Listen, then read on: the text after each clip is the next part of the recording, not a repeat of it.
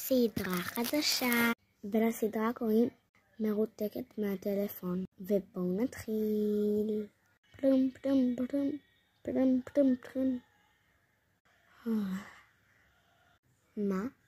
כבר בוקר? היום אני הולכת לבית ספר חדש. מקווה שיהיה לי חברים, חברות. טוב, אני אתלבש. אני אשים לי את הבגד הזה, ויקח לי את התיק. טוב, אני אסרק לי את השיער. ואני אקח לי בקבוק שתייה.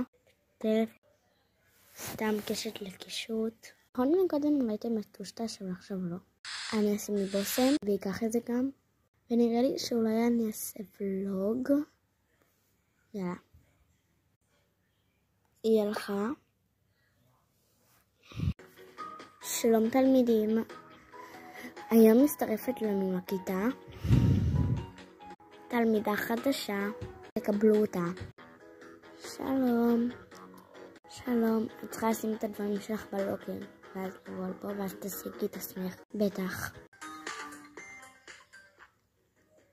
שלום.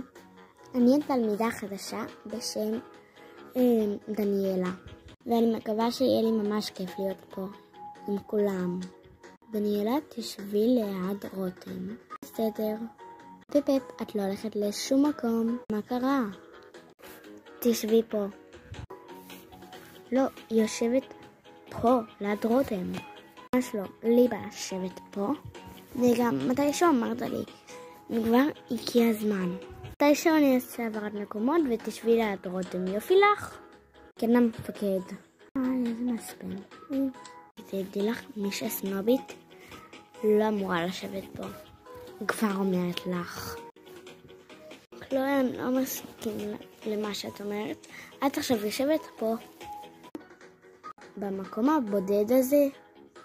כן. לא. לא שאלתי אותך. או שאת לא מפריעה, או שאת יושבת פה. איך שלא קוראים לך, אני יושב פה פשוט. עכשיו תקשיבי. שלום. מאוד. לי קוראים רותם.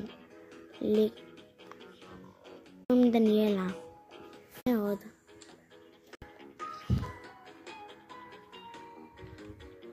לעבור מקום לידה. בגלל שלא הסכמתי לך לבוא לפה. את יודעת למה? למה? צריכה להכיר ילדים חדשים. היא חדשה פה. זה אומר שאם הייתי ילדה חדשה, אז אני הייתי עוברת לפה גם. זו.